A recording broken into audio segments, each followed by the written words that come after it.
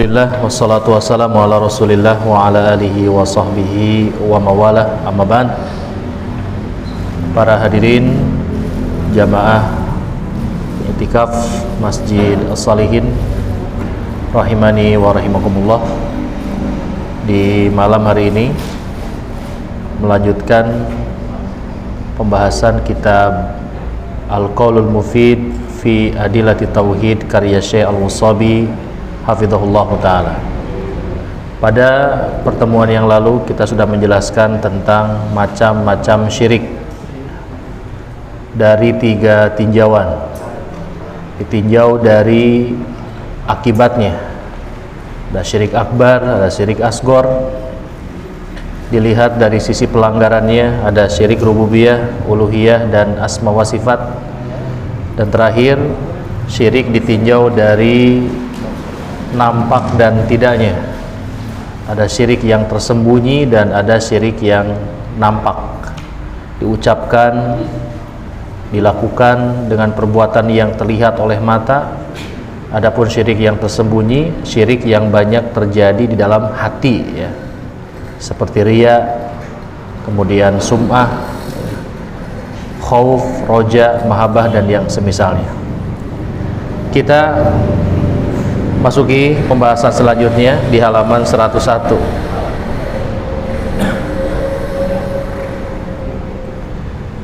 Dalam firman Allah yang telah kita sebutkan kemarin, salah satu dosa atau akibat dari syirik akbar itu adalah tidak akan diampuni dosa apabila si pelakunya meninggal dunia dalam keadaan tidak bertaubat daripada syiriknya. Adapun bagi orang yang melakukan syirik akbar kemudian dia bertaubat kepada Allah Subhanahu wa taala, maka Allah Maha Pengampun. Sebagaimana firman Allah dalam surat Az-Zumar, innallaha yaghfirudz dzunuba jami'a. Sesungguhnya Allah akan mengampuni semua dosa tanpa kecuali. Semua dosa, dengan catatan dia bertaubat kepada Allah dengan sebenar-benarnya, maka dosanya akan diampuni. Nah,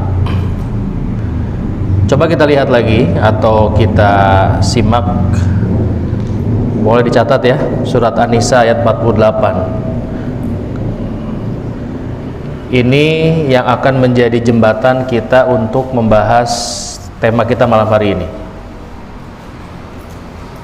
Surat An-Nisa ayat 48 itu tadi Allah berfirman, innallaha la yaghfiru ayyushraka bihi wa yaghfiru ma duna dzalika liman yasha.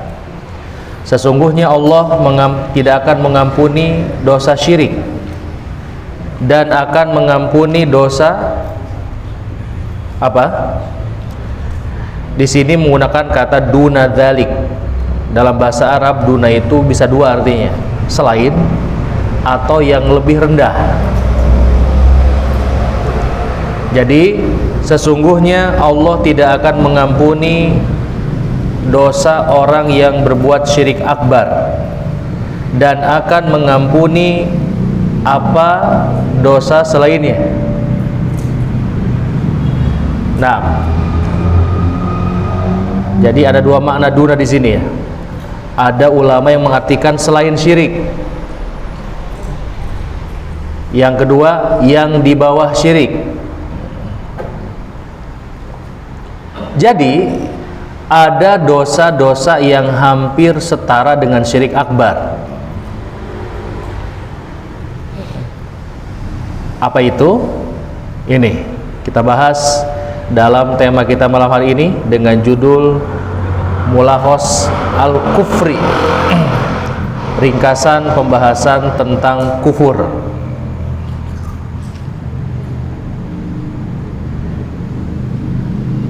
Lawan dari tauhid syirik. Kalau kufur lawan dari apa? Ya, santa barakallahu fiik. Kufur itu lawan dari iman. Kalau nifak, munafik lawan dari apa? Sama ya? Sama.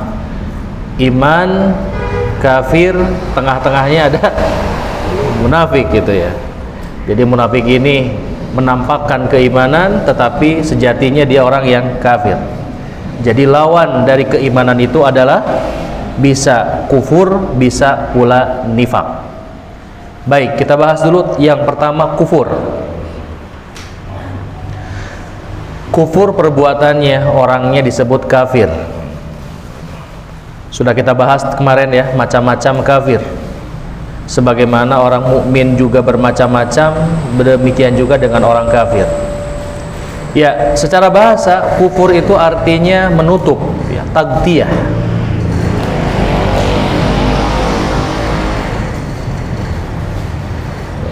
Jadi kufur itu secara bahasa artinya menutup, taghtiyah.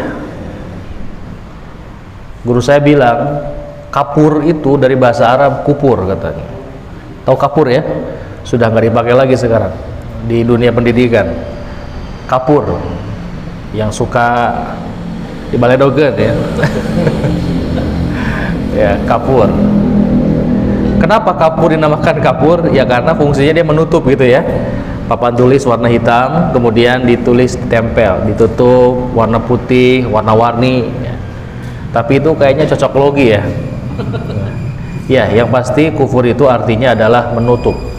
Adapun secara istilah, kufur itu adalah lawan dari iman, naqidul iman, wan nifaq, lawan dari iman.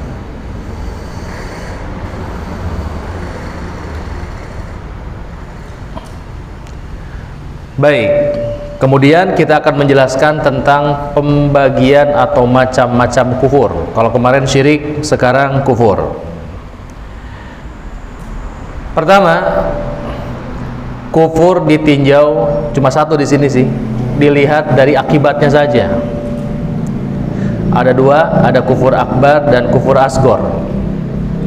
Kufur akbar, kufur yang besar, akibatnya besar, menyebabkan orang yang melakukannya keluar daripada agama Islam. Adapun kufur asgor itu kufur kecil, orang melakukannya tidak sampai keluar dari agama Islam. Baik, itu kufur akbar dan kufur asgor. Macam-macamnya, macam-macam kufur akbar. Di sini saya menjelaskan ada 8 macam jenis kufur. Kufur akbar ya, kita bahas kufur akbar dulu. Maaf, ada 16. Banyak banget ya, 16.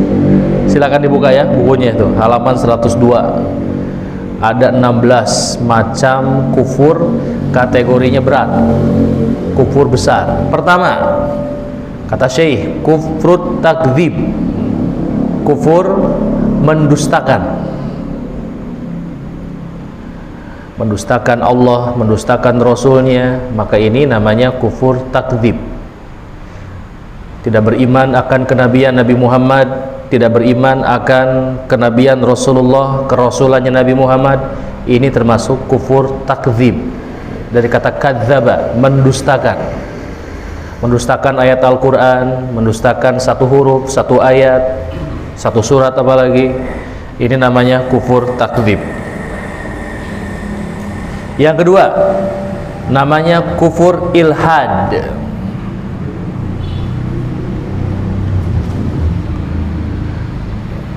Ya, ilhad itu berasal dari kata lahad, liang lahad ya. Lahad itu artinya melenceng ya, melenceng dari jalan yang benar. Itu pengertian ilhad secara bahasa. Adapun arti di sini kufur ilhad ateis ya. Ilhad, tidak mempercayai adanya Tuhan.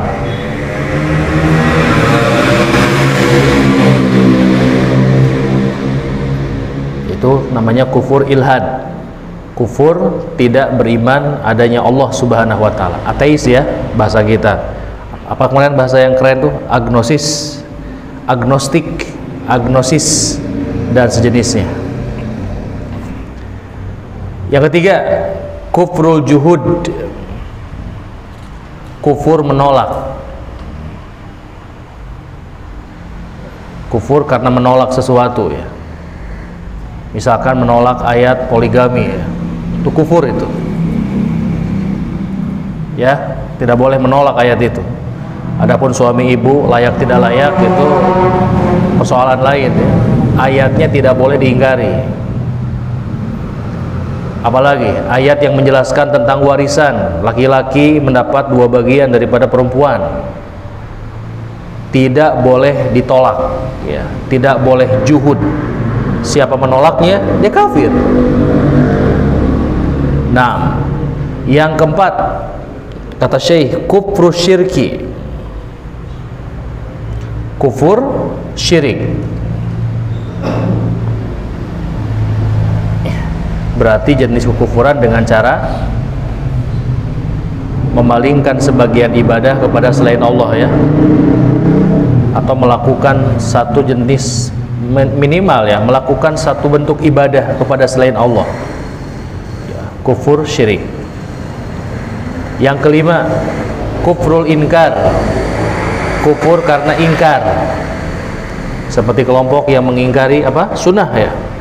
Ada kelompok ingkarus sunnah, tidak mau menjadikan sunnah Nabi sebagai dasar hukum dalam agama, mencukupkan diri dengan Quran, sering disebut dengan Quraniyun. Apa alasannya? Mereka tidak mau mengamalkan hadis karena akhlak Nabi adalah Quran, padahal yang menyatakan akhlak Nabi adalah Quran itu hadis. Jadi bingung ya, orang Quraniyun menolak hadis dengan hadis, jelas. Ya, ditanya gitu, kenapa anda tidak mau beramal dengan hadis? Ya, kan kata Aisyah, akhlak Nabi itu Al-Quran. Itu yang menyatakan akhlak Nabi itu Al-Quran, hadis.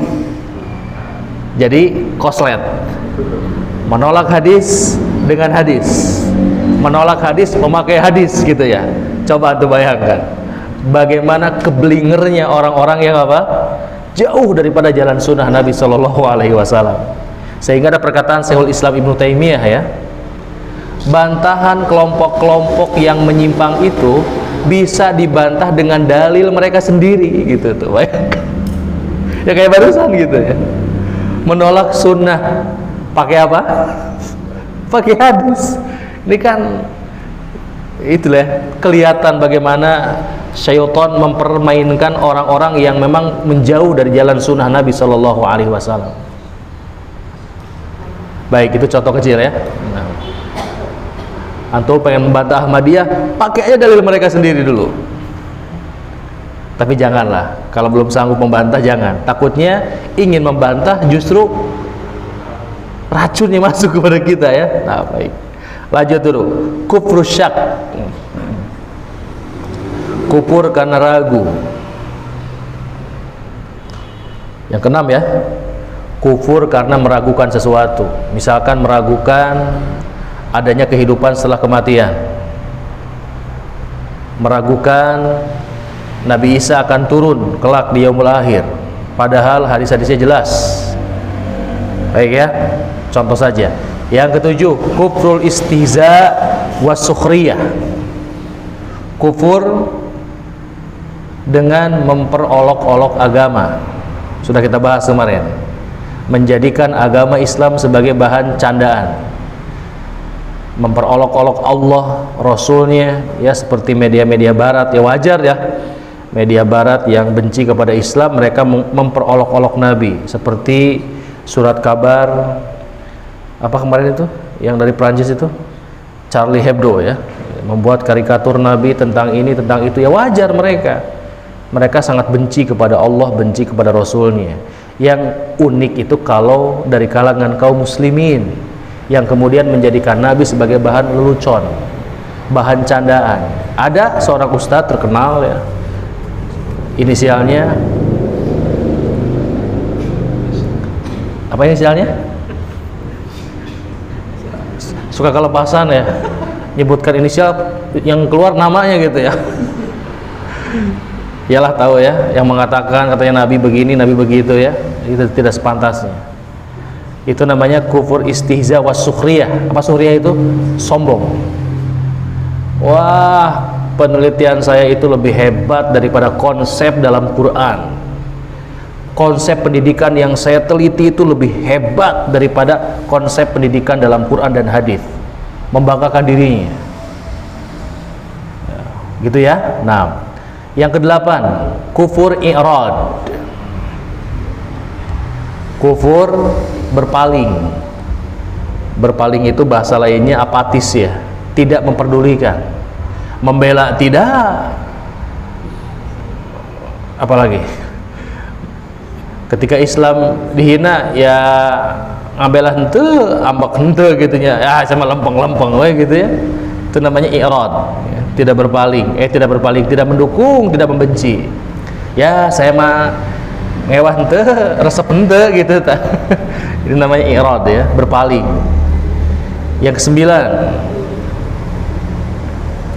kufrul iba wal istikbar katanya. Kufur karena enggan. Sama ya, kayak tumpang tindih ini saya ini ya. Ini edisi terbaru yang ada di saya ini yang lebih tebal ya. Saya menjanjikan edisi awalnya yang cuma tipis, qadarullah ya, belum sempat pulang. Sebelum sempat pulang ke rumah ya, tumpang tindih ya, tapi nggak apa-apa ya disebutkan. Tadi kayak kufur iba dan istikbar hampir sama dengan sukhriyah ya, dengan yang nomor sebelumnya itu nomor 7, kufur karena sukhriyah, merasa bangga, sombong itu namanya. Yang ke-10, kufrun nifak. Kufur nifak. Nifak itu perbuatan yang dilakukan oleh orang-orang munafik ya. Munafik itu orangnya, perbuatannya nifak. Berasal dari kata nafak. Nafak itu terowongan. Betul Aris? Gitu ya. Ini pernah tinggal di Saudi. Itu kalau di terowongan ada tulisan tuh nafak apa gitu, nafak apa itu terowongan ya. Gua betul. Nafak kok ya. Nafak itu lubang yang ada dua lubang gitu, ada masuk keluar, terowongan ya di kita.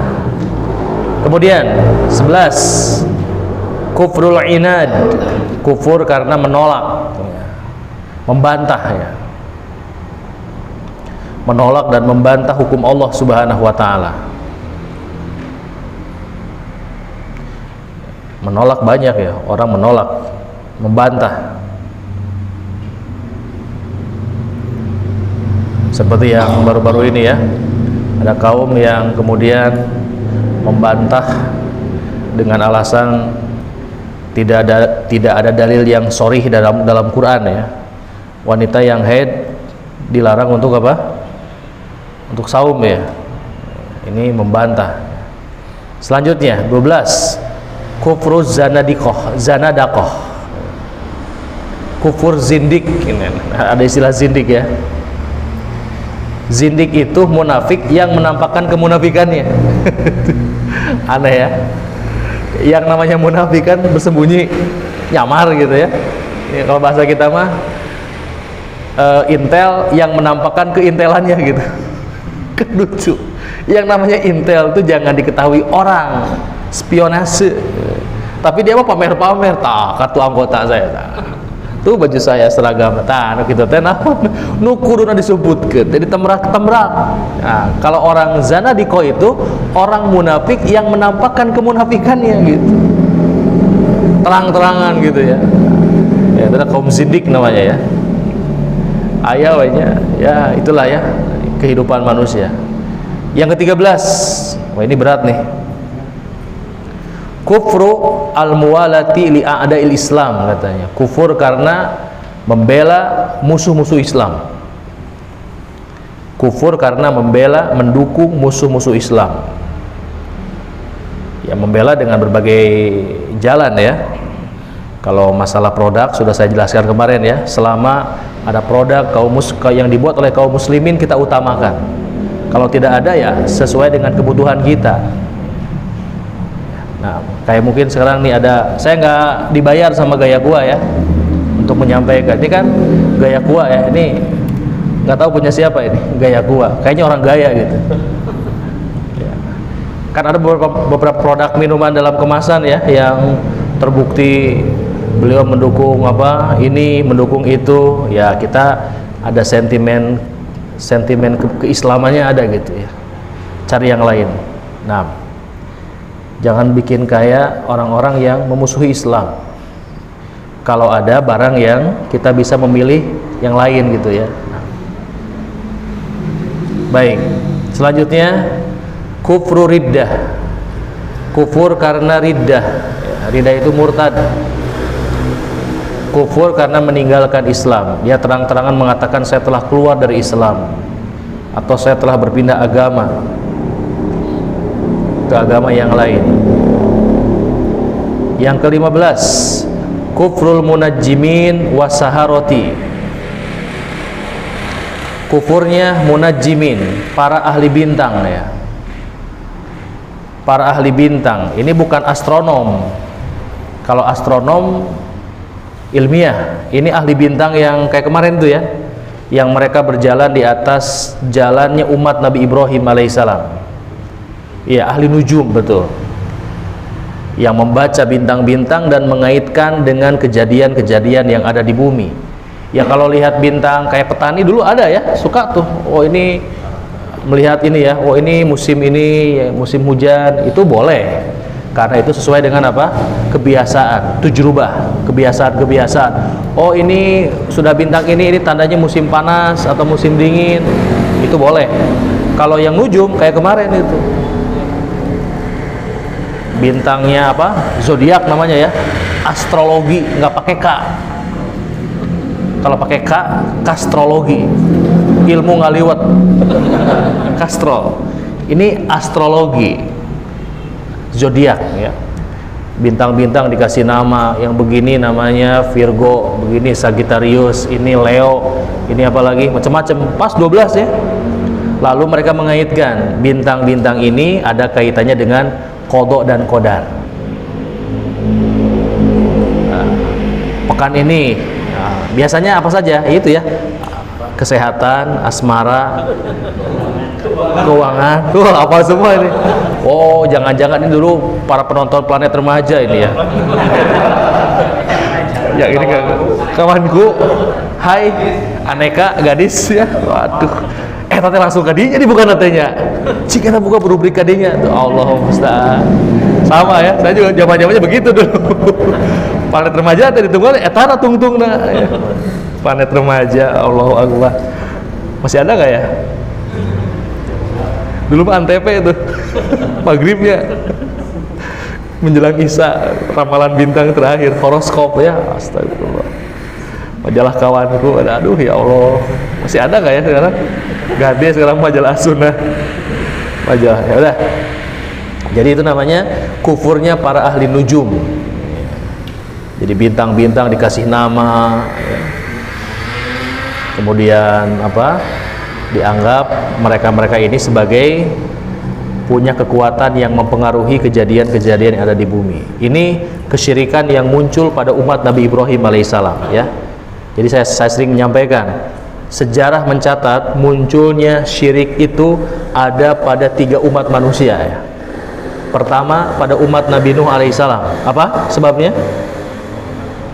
Ya, berlebih-lebihan di dalam menyikapi orang-orang yang soleh, cenderung menganggap suci kepada orang-orang soleh, takdis as-solihin. Jadi orang-orang soleh itu dianggap suci, tidak pernah berdosa. Di Islam nggak ada orang suci ya, yang di agama lain ada tuh. Nah, saya punya teman di sekolah guru namanya Suci, nggak suci juga gitu. Mungkin ketika sedang haid tidak suci ya. Ketika kentut ya tidak suci, harus apa? Wudu kalau mau sholat. Suci. Bukan jalan suci lagi ya. Nah, itu Surapati Cicahem itu suci ya, jalan yang menghubungkan Surapati dan Cicahem, jalan suci. Nah, selanjutnya kesyirikan yang kedua terjadi pada umat Nabi Ibrahim alaihissalam. Apa ini? Orang-orang pada umat zaman Nabi Ibrahim itu mempercayai bahwa bintang-bintang itu punya roh, punya jiwa. sehingga mereka meyakini semua bintang-bintang itu bisa memberikan pengaruh kepada kejadian-kejadian yang ada di bumi kayak tadi ya. Nah, yang ketiga, pada umat Nabi Muhammad Sallallahu Alaihi Wasallam, pada kufur atau musyrik Quraisy. Apa sebabnya? Ya, suudzon kepada Allah ya, berburuk sangka kepada Allah. Karena saya mah banyak dosa, ya nggak mungkin lah doa saya diterima oleh Allah. Makanya mereka mencari jalan, mencari wasilah, ya tawasul. Tapi tawasul yang tidak syar'i. Ada dua macam tawasul, ada yang boleh, ada yang tidak boleh. Baik, kita lanjutkan.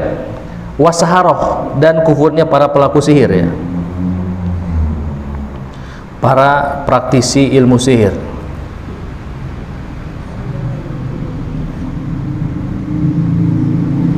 Ya, meskipun nanti kita akan bahas ada dua bentuk sihir ya. Ada sihir yang menggunakan bantuan jin, ada yang sihir tidak menggunakan bantuan jin. Kayak sihirnya para penjual ini, penjual apa? Diskon. Hari ini gratis, besok bayar ya. Kebalik ya. Hari ini gratis, besok bayar ya. Itu dihipnotis. Oh, terbalik. Hari ini bayar, besok gratis gitu ya. Naik angkot, hari ini bayar, besok gratis. Wah, ini bayar isukan gratis. Besok nanti baca deh. Baik. Nah, kemudian yang ke-16. Kufur orang yang man yusaddiqu al-munajjimin wal kuhan. Kufurnya orang yang membenarkan perkataan ahli nujum dan para dukun. Ya, intinya membenarkan orang yang mengklaim dirinya tahu ilmu gaib ya, siapapun namanya, mau ajengan, mau kiai, mau dukun, mau apa, sekarang ada istilahnya tuh, orang pintar, paranormal, apalagi banyak istilahnya ya. Nah, ini hati-hati. Baik, itu 16 macam dosa yang termasuk dalam kufur akbar. Yang kedua, kufur asgor, kufur kecil.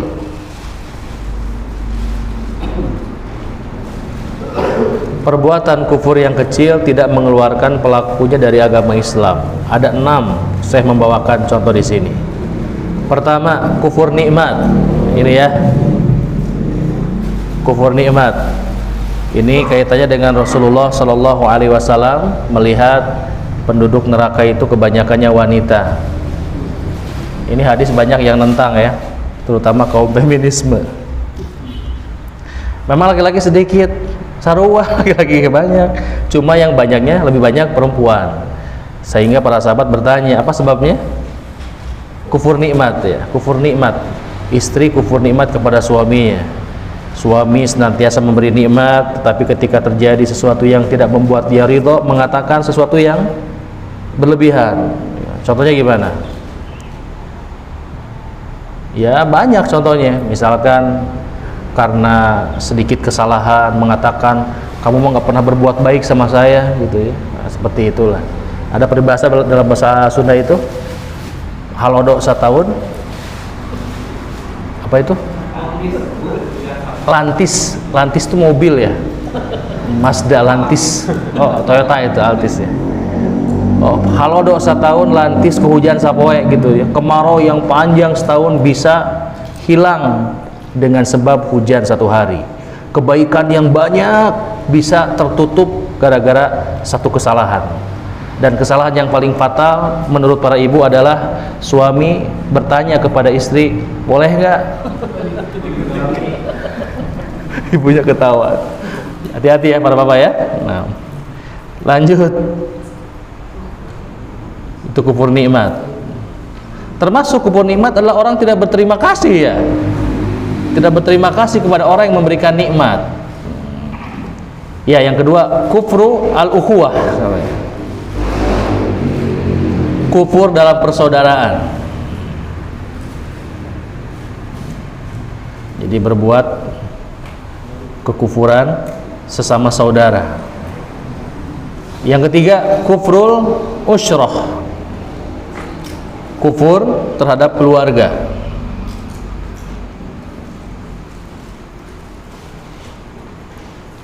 Yang keempat, kufru ta'ni fil ansab.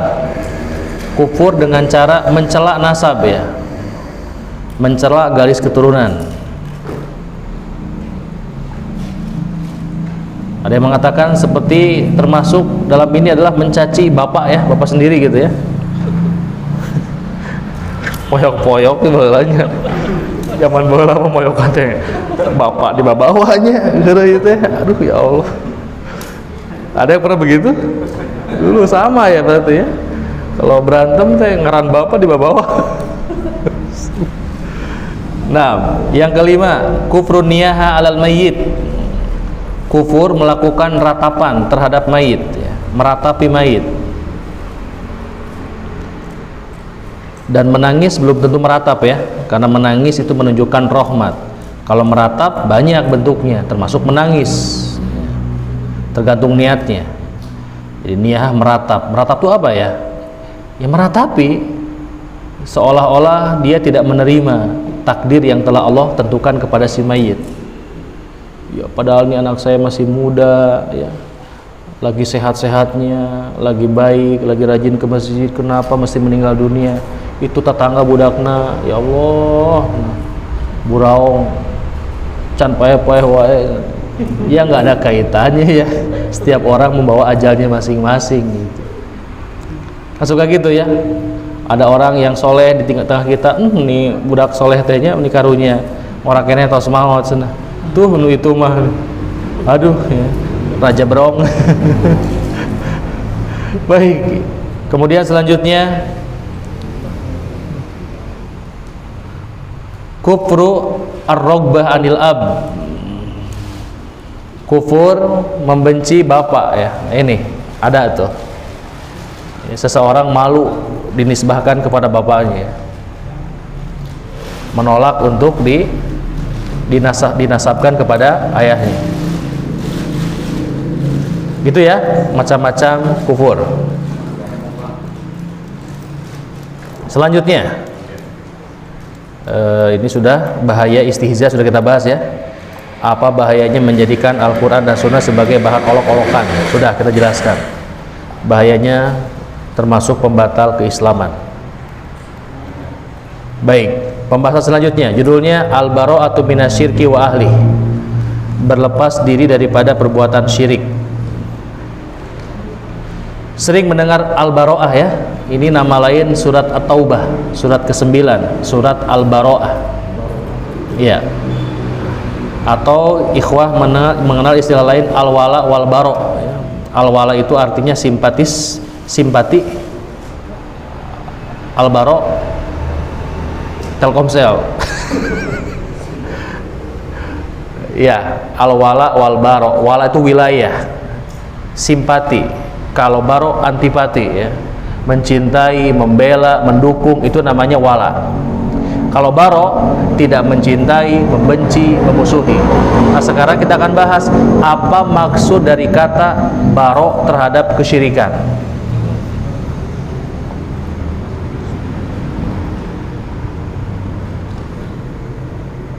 Baik. Pertama, tentang Bara' ini, diperintahkannya kita Bara' terhadap kesyirikan disebutkan dalam surat Al-An'am ayat 19. Qul innama huwa ilahu wahidun wa innani bari'um mimma tusyrikun. Katakanlah, sesungguhnya dialah Allah Tuhan yang satu, dan sesungguhnya aku berlepas diri dari apa yang mereka sekutukan. Itu bahasa yang paling sederhana mengartikan Bara', berlepas diri.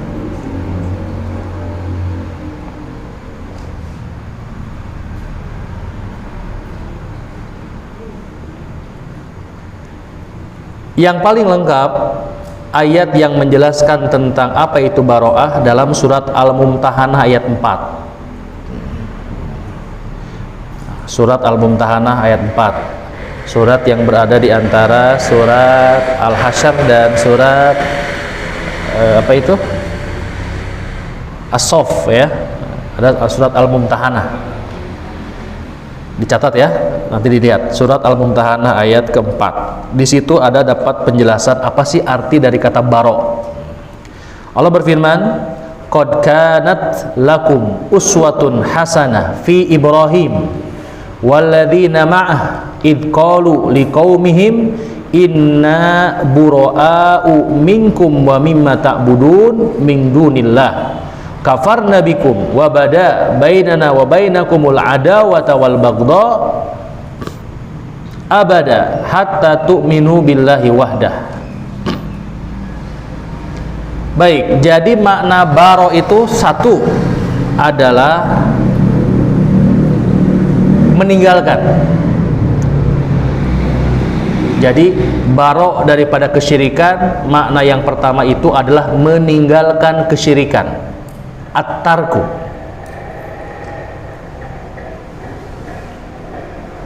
Yang kedua, kafarna, mengkafirkan. Bahaya ya, mengkafirkan ini syarat ketentuan berlaku ini. Jadi mana yang kedua adalah mengkafirkan perbuatan syirik, mengkafirkan orang yang melakukan perbuatan syirik yang terang-terangan sudah tegak padanya hujjah masih bandel dengan kesyirikannya. Yang ketiga, adawah, permusuhan. Yang keempat, bagdo, benci.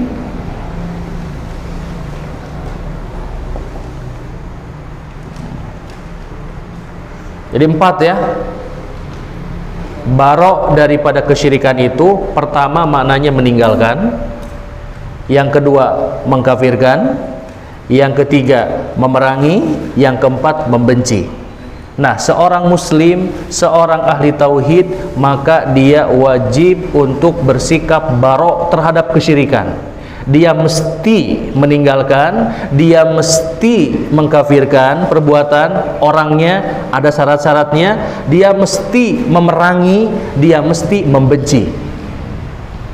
Gitu ya. Nah, itu makna berlepas diri daripada kesyirikan. Tidak mencintai, tidak membela, tidak mendukung. Itu namanya baro atau berlepas diri daripada kesyirikan. Baik, sekarang kita akan masuki bab yang baru, judulnya adalah macam-macam ibadah. Ya, macam-macam ibadah. Kita akan bahas satu-satu. Pertama, kita akan membahas ibadah khauf, ya, ibadah hati, yaitu takut.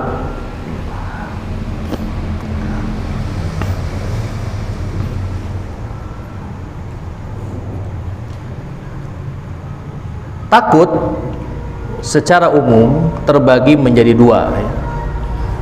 Ada takut yang termasuk ibadah, ada takut yang bukan ibadah. Contoh takut ibadah, rasa takut kita kepada Allah, itu ibadah. Takut murkanya Allah, takut azabnya Allah, itu namanya takut ibadah. Yang kedua, ada namanya takut bukan ibadah.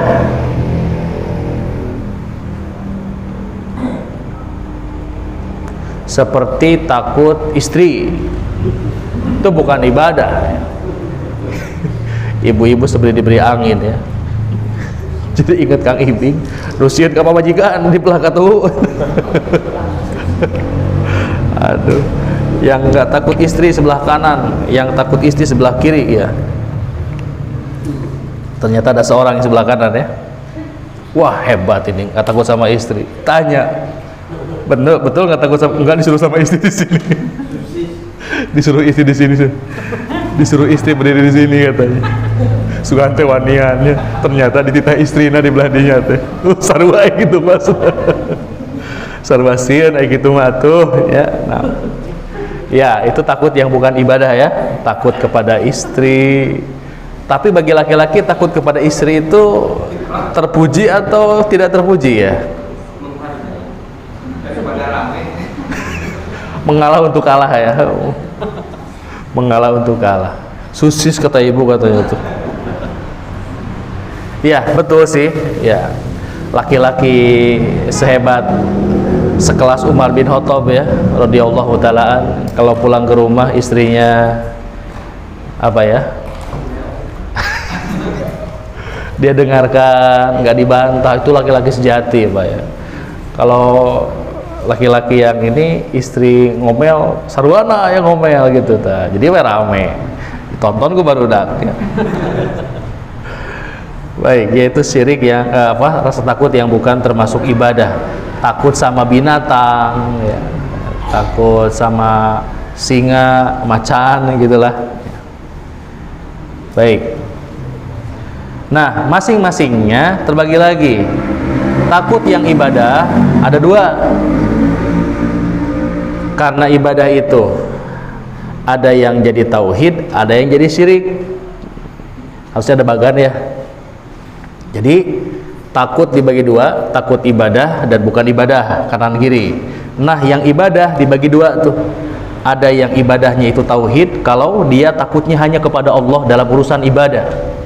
Kalau dia takut kepada selain Allah dalam urusan ibadah, maka takutnya ini masuk dalam takut yang syirik. Apa contohnya? Orang yang takut kawalat. Misalkan di kampungnya itu ada tradisi setiap waktu tertentu mencuci apa gitu ya. Misalkan mencuci apa ya? Mencuci ya benda-benda pusaka ya. Kalau nggak dicuci nanti akan ada bencana di desa ini. Maka orang itu takut terjadi bencana, akhirnya dia lakukan. Sampai kalau ditakdirkan mereka lupa, rasa takutnya melebihi ketakutan kepada Allah Subhanahu wa Ta'ala. Lupa, misalkan lupa ngasih sesajen gitu ya. Mintanya kan kopi pahit tuh, simbah tuh dikasih susu. Mana salah sih ya. Walah suku malamun ngamuk tuh. Ganti, ayo nakene. Tah, itu takut yang begitu, itu sudah takut kepada syirik. Takut banget sama dia, takut kawalat gitu ya. Padahal cembah teh aing teh yang amis. Meureun gitu. Pahit-pahit we iraha heesna cenah kitu nya, cekang ibing eta gitu. Siap malicik cenahnya keur sangsara mere kopi pahit geus beunghar anger kopi pahit cenah. Licik cenah. Ya begitu ya. Pokoknya ketika takutnya tuh luar biasa gitu. Takut kawalat, takut musibah, itu sudah masuk ke dalam takut yang ada bentuk syiriknya. Nah, kemudian yang bukan ibadah ada dua macam di sini. Ada takut yang terpuji, ya artinya bukan terpuji ya, takut tabiat manusia, normal gitu lah. Ada kategori takut yang tercela.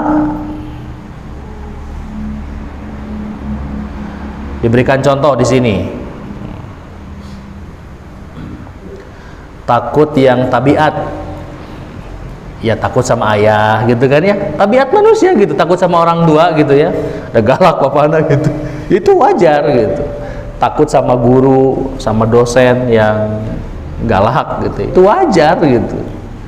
Takut sama binatang buas gitu ya, takut sama maaf ya ada preman, itu wajar gitu ya.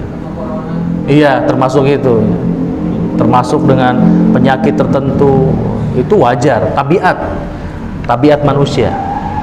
Yang kedua ada takut yang tercela. Ada dua macam di sini, jadi nyabang lagi itu. Takut yang bukan ibadah ada dua macam. Ada takut yang tabiat, ada takut yang tercela. Tercela bagi dua lagi itu. Ada yang merupakan maksiat dan bukan maksiat. Takut tercela karena maksiat. Apa contohnya? Misalkan ibu-ibu ya, sudah pakai jilbab, kemudian masuk ke sebuah perusahaan yang tidak memberikan izin para pegawainya berjilbab. Akhirnya ibu tinggalkan jilbabnya misalkan ya, karena takut dipecat ya sama bosnya. Itu contoh takut yang maksiat. Atau para bapak takut gitu ya, karena memelihara jenggot, takut apa Pak? Takut ya orang-orang pada menghina gitu ya, orang-orang awam menghina, itu jadinya takut yang maksiat. Kemudian maksiat dan bukan maksiat, tetapi kata Syekh Abdurrahman bin Nasir, bukan maksiat tetapi menunjukkan akan kelemahannya, kepengecutannya gitu. Dan beliau memberi contoh takut sama kuburan. Itu takut sama mayit, itu contohnya katanya. Saya mau sieun ku kuburan kan keung unggul. Sieun mah teu keung. Nah, keung teh naon atuh? Keung teh nya ya sebetulnya keung teh sieun gitunya malu. Ya, Masya Allah ya. Sampai ke situ contohnya ya, takut sama mayit, takut sama kuburan ya. Itu takut kepada sesuatu yang sebabnya nggak jelas gitu. Kan banyak tuh jenis-jenis fobia ya. Ada katanya fobia apa? Ketemu balon. Sama balon takut. Badan kekar. Hercules sama kecoa takut. Malu sama body ya. Bukan takut geluh. Iya. Takut-takut yang tercela ya, seperti itu. Nah, itu macam-macam takut ya. Sudah selesai, poin-poinnya itu aja.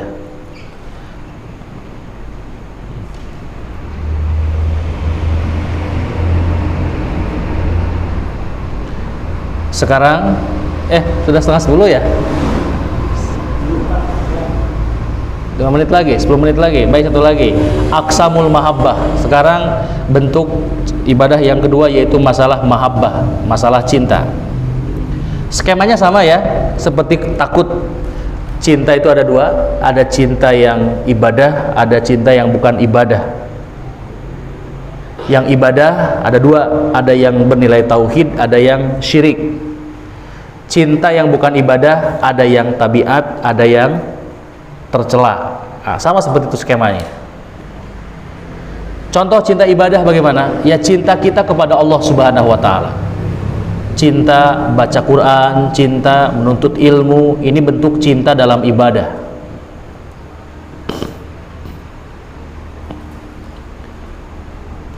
Yang kedua, cinta yang syirik. Berarti mencintai selain Allah dengan model-model cinta ibadah. Cinta ibadah itu ada unsur apa? Ada unsur merendahkan diri dan mengagungkan yang dicintainya. Misalkan orang mencintai Allah Subhanahu wa Ta'ala, maka dia mesti merendahkan diri di hadapan Allah dan mesti mengagungkan Allahnya. Itu namanya cinta ibadah. Nah, sekarang kalau ada orang melakukan cinta seperti ini kepada selain Allah, misalkan cinta kepada jin kafir, jin fasik yang menempati sebuah tempat, dia mengagungkan jin tersebut, mengikuti segala keinginannya, maka dia sudah masuk ke dalam mahabbah yang syirik. Begitu ya. Nah, yang kedua, ada mahabbah atau cinta yang bukan ibadah. Ada dua di sini. Ada cinta tabiat dan ada cinta yang terlarang. Cinta yang terlarang, cinta yang tercela ya. Nah, apa contohnya cinta yang tabiat? Ada banyak diberikan contoh oleh saya di sini. Contohnya cintanya orang tua kepada anaknya. Itu cinta yang sifatnya tabiat. Atau sebaliknya, cintanya anak kepada orang tuanya. Cintanya seorang suami kepada istrinya, termasuk di dalamnya. Termasuk cinta kepada makanan, minuman tertentu, bahasanya cinta gitu. Kalau bahasa Arab, kalau bahasa kita apa? Karesep gitu ya. Abdi mah resep nate ieu naon putri noong, kopior ya. Bala-bala ya. Contoh ya, itu namanya mahabbah dalam bahasa Arab. Boleh tidak? Boleh. Kepada yang tabiat. Yang kedua, ada cinta yang terlarang. Terlarang sekali nyawa lumbatnya ya. Cinta yang terlarang ya. Ya cinta yang kepada yang haram, cinta kepada hal-hal yang haram, cinta kepada istri orang lain gitu ya, itu cinta yang haram. Dan masih punya suami itu ya, mencintai apalagi ya kemaksiatan, senang mabuk, senang berzina, senang judi, itu cinta yang terlarang ya. Nah, terlarang mulu ya. Udah begitu. Jadi skemanya sama ya dalam ibadah-ibadah hati. Nanti kita lanjutkan subuh ya. Masuk ibadah yang selanjutnya tentang doa. Ini banyak sekali pembahasannya. Demikian, subhanakallah bihamdik asyhadu alla ilaha illa anta astaghfiruka wa atubu ilaik. Walhamdulillahirabbil alamin.